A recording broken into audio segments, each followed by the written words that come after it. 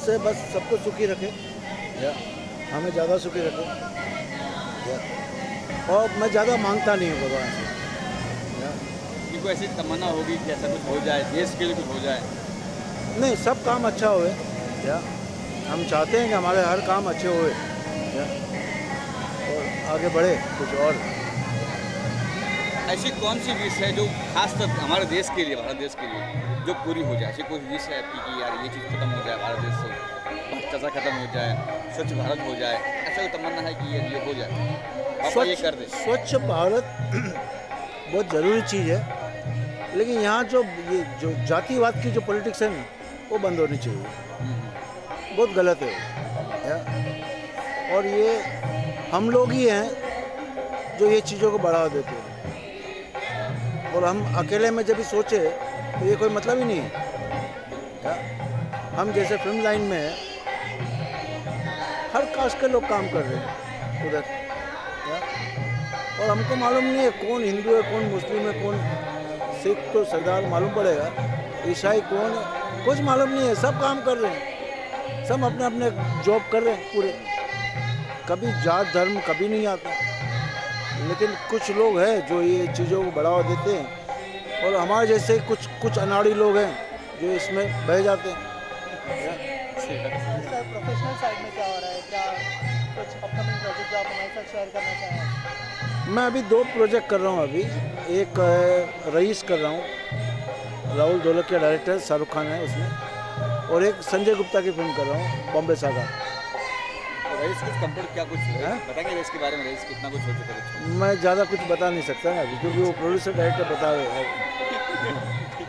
शाहरुख के साथ काम करने का एक्सपीरियंस है? पहली बार कर रहा हूँ मैं, अभी करूँगा मैं, अभी चालू नहीं हुआ, नवंबर दिसंबर में शूट। क्या एक्साइटमेंट है, नर्वस है क्या? 100% एक्साइटमेंट। देखो, नर्वसनेस यानी एज ए एक्टर तुमको नर्वसनेस होनी चाहिए कुछ ज़्यादा बेटर करने की या वो होना ही चाहिए। और मैं यही कुछ लोगों को सिखाऊँ, मैं जैसे अमित जी के सिखाऊँ या। अमित जी, मैं 3 फिल्में की अमित जी के साथ। ऐसे लगता है वो पहले दिन शूट करना है, वैसे वो अपने आप को प्रिपेयर करते ही रहते हैं। वो किधर मस्ती मजाक में नहीं होंगे या किसी से बात करने में नहीं होंगे। जहाँ आगे सेट पे वो कैरेक्टर में ही रहते हैं, और कहीं कोने में बैठ के वो रिहर्सल करते रहते हैं या? और वो एक टेंशन होना चाहिए कि आपका परफॉर्मेंस बेटर होवे या वो नर्वसनेस होनी चाहिए। अगर तुमको खुदाई आ गई फिर गए, खुदा बाजू में नहीं बिठाता किसी को, नीचे कर देते। सर, आखिर में एक विश हो गया ऑडियंस के लिए, Ganpati Bappa Morya. Ganpati Bappa Morya. Thank you sir.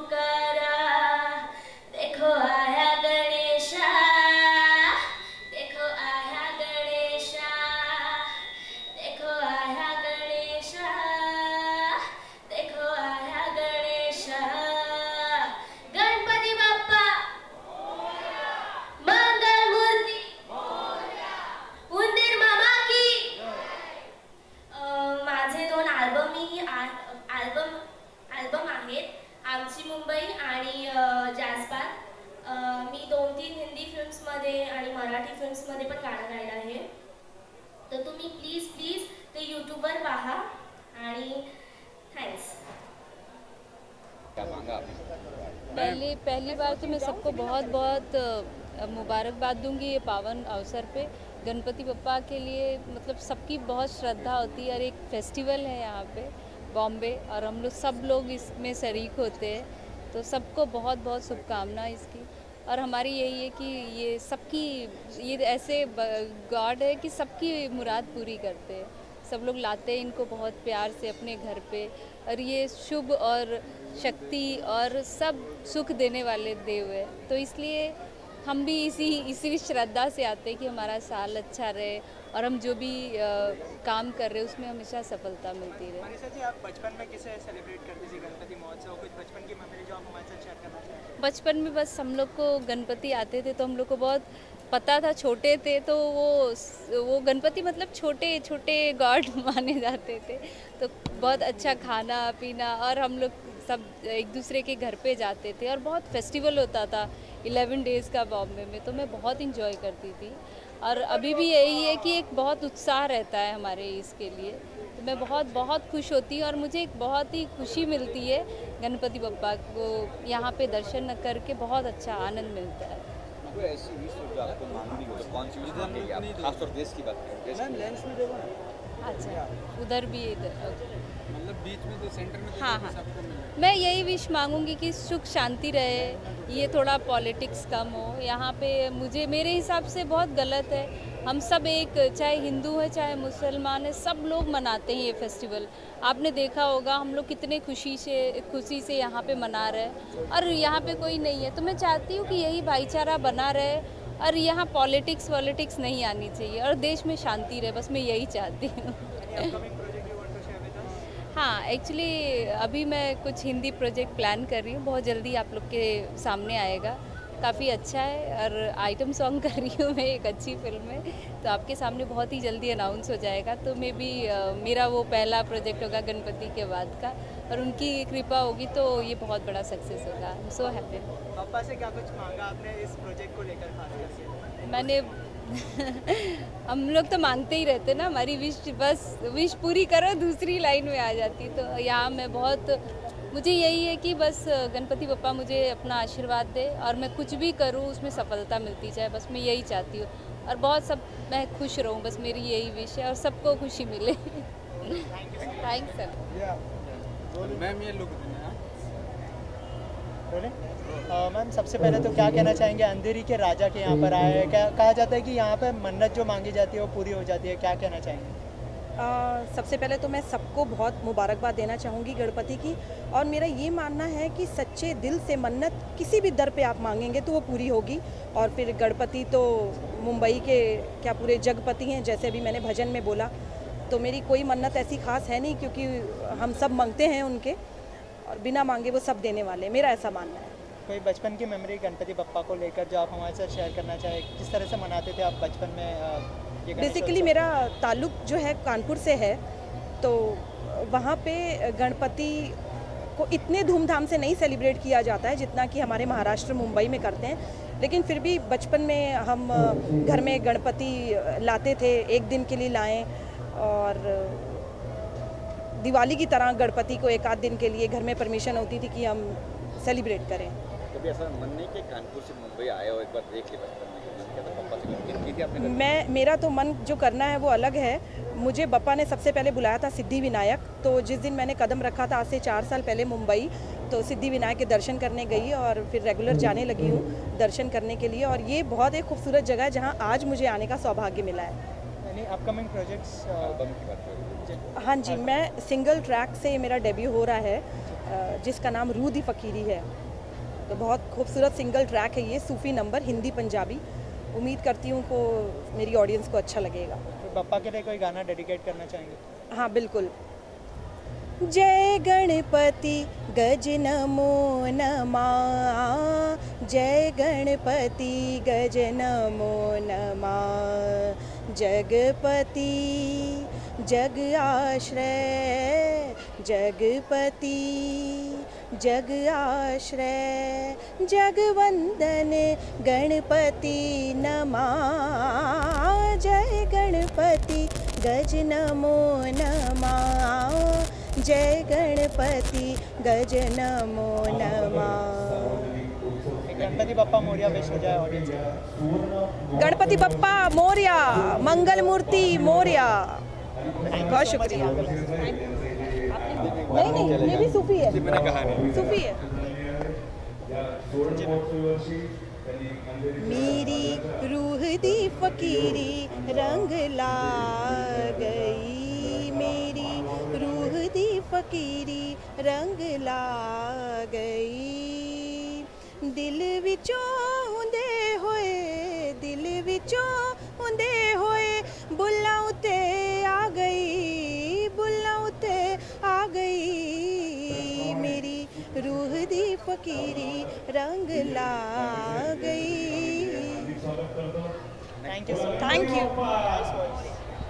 Padma Vibhushan पदवी प्राप्त झालेले पंडित हरिप्रसाद संचिति, क्या कहोगे आज बापा के यहाँ पे आए हो, क्या मांगा?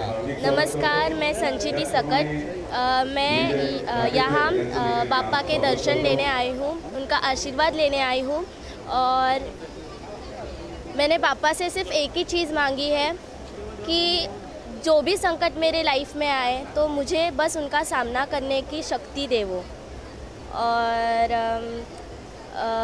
मेरा 2 एल्बम भी आया है गणपति बापा के लिए, तो मैं 2 लाइन गाना चाहूँगी।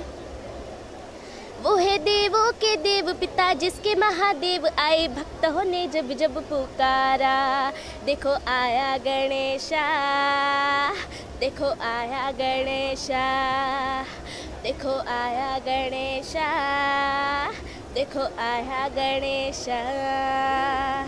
अच्छा, आपने यहाँ पर गाना गाया, क्या पब्लिक का रिस्पांस कैसा था गाने को लेकर? सभी मुझे देख के स्माइल कर रहे हैं। सभी बहुत आवाज़ सुन के उनको अच्छा लगा। गणपति जी का ये जो गाना है देखो आया गणेशा, बहुत ही नाचने वाला गाना है।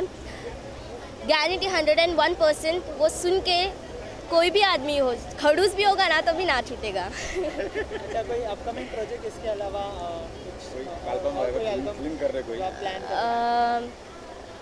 मेरा फर्स्ट एल्बम आमची मुंबई था, तो मैं ये सोच रही हूँ कि अगर आमची मुंबई बनाया तो आमचा देश भी बनाना चाहिए। बना रहे हो? हाँ। अच्छा, बप्पा के पास क्या कुछ मांगा आपने, क्योंकि यहाँ कहा जाता है कि सबकी मन्नतें पूरी हो जाती है अंधेरी के राजा के पास, तो क्या कहना चाहेंगे, आपने क्या मांगा? मैंने बोला ना स्टार्टिंग में कि मैंने सिर्फ यही मांगा कि जो भी संकट मेरे लाइफ में आए उनका सामना करने की शक्ति बापा मुझे दे। Okay, thank you so much, all the best. सबसे पहले सभी सुनने वालों देखने वालों को गणपति बाप्पा मोरया। और हर काम की शुरुआत गणपति जी से होती है, तो मैं आशा करती हूँ कि आपकी ज़िंदगी की हर खुशी की शुरुआत, हर नए काम की शुरुआत गणपति बाप्पा से हो जाए और वो सफल हों। और मैं अंधेरीचा राजा में हर बार आती हूँ, मुझे बहुत शांति मिलती है यहाँ आकर के। यहाँ मतलब वैसी भीड़ भड़क्का वगैरह कुछ नहीं होता। आप आराम से आइए, अपना शांति से दर्शन कीजिए, शांति से बैठिए। उनके सामने बैठने के लिए जगह बनाई हुई है जहाँ पे आप आराम से बैठ के घंटों तक आप उनसे प्रेयर कर सकते हो। लेकिन बहुत अच्छा लगता है यहाँ आकर के, तो आप भी आइए अंधेरीचा राजा और दर्शन कीजिए और मन की शांति पाइए। कोई ऐसी मेमोरी है बचपन की जो पापा को लेकर किस तरह सेलिब्रेट करती थी आप बचपन में? पापा को लेकर सिर्फ ये मेमोरी है कि हमारे बाजू में एक रहते थे, वो महाराष्ट्रियन थे, उनके यहाँ हमेशा गणपति आते थे। तो मतलब वो जैसे एक बच्चे के आने की खुशी की तैयारियाँ करते थे, वैसे हम लोग भी उनके साथ जुड़ जाते थे कि सारी तैयारियाँ हो रही हैं, नए नए फूल के मालाएँ बना रहे हैं, उनके लिए कपड़े बना रहे हैं, सब कुछ कर रहे हैं। वैसे हम लोग वो सब तैयारियां करते थे। और सबसे ज़्यादा फेवरेट लगता था मुझे लड्डू और मोदक, जो आज भी मुझे बहुत पसंद है। मैं हमेशा बस वही खाती हूँ कि प्रसाद में मुझे लड्डू मिल जाए कहीं से, मैं लड्डू खाते रहती हूँ। अभी एक खाकर आई हूँ, sorry, but it is very very very sweet memory कि लड्डू और मोदक खाने मिल जाए तो और कुछ नहीं चाहिए। अभी आपने कोशिश की कि पप्पा के लिए प्रिपेयर करो, आपने प्रिपेयर किया कभी लड्डू या मोदक बनाने की कोशिश की थी, बट इट्स वेरी टफ। जो एक्चुअल मोदक होता है, जो अंदर भर के ऊपर से जो कवर करके जो बनाना होता है, वो कभी बना नहीं मुझसे ठीक से, लेकिन ठीक है, पप्पा को कैसे भी चल जाता है, बस श्रद्धा होनी चाहिए, श्रद्धा से दिल से बना लेते हैं, बस मोदक पहुंच जाता है उनकी तरफ, शेप कैसा भी हो लेकिन पहुंच जाता है। अच्छा, एक ऑडियंस के लिए भी हो जाए गणपति बाप्पा। गणपति बाप्पा मोरया।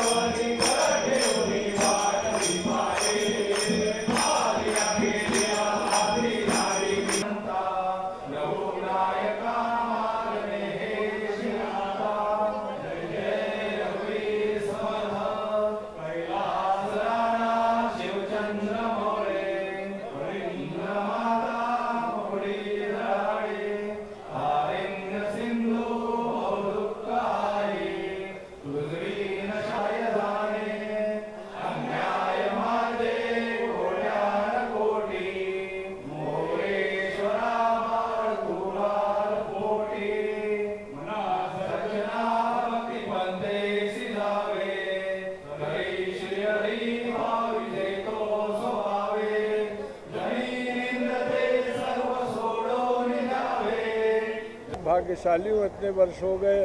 ये पहली बार हमारे घर के नज़दीक में, यही मेरा गुरुकुल है, वृंदावन गुरुकुल, और आप यहाँ पर मेरे करीब आ गए हैं। इससे बड़ी बात क्या हो सकती है। मेरे गुरुकुल के मेरे बच्चे यहाँ हैं, सब अच्छा म्यूज़िक कर रहे हैं। गुरुकुल में, वृंदावन गुरुकुल में रहते हैं, और यहाँ पर हमारे दरबार में वृंदावन गुरुकुल के पास ही भगवान आ गए।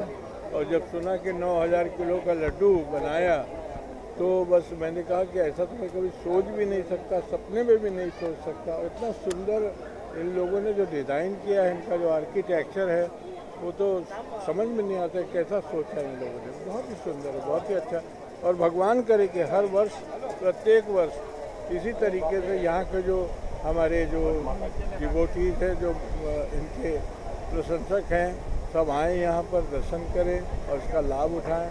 और मैंने तो बहुत बातें आज कही है भगवान को कि मेरे वृंदावन में बच्चे अच्छी तरीके से संगीत करें। हो सकता है कि बाबा सुनेंगे और हम लोगों को, हमारे बच्चे बहुत नाम करें। पंडित जी, कोई ऐसी याद है आपकी बचपन की, या कुछ ऐसी बातें हो जो पापा के साथ में कहीं गए हो कहीं? मैं तो हमेशा पापा के साथ ही हूँ। जब से महाराष्ट्र में मेरा जन्म हुआ है, तब से मैं पापा के साथ ही घूम रहा हूँ। इनकी कृपा से सब कुछ हो गया और सब कुछ कर चुका हूँ। और आप लोगों का, सभी का आशीर्वाद है कि इनकी वजह से मैं जो चाहता हूँ सब हो जाता है। तो मेरा सपना कुछ रहा नहीं, बस ये बच्चे हमारे बहुत नाम करें और बहुत मेहनत करते रहें।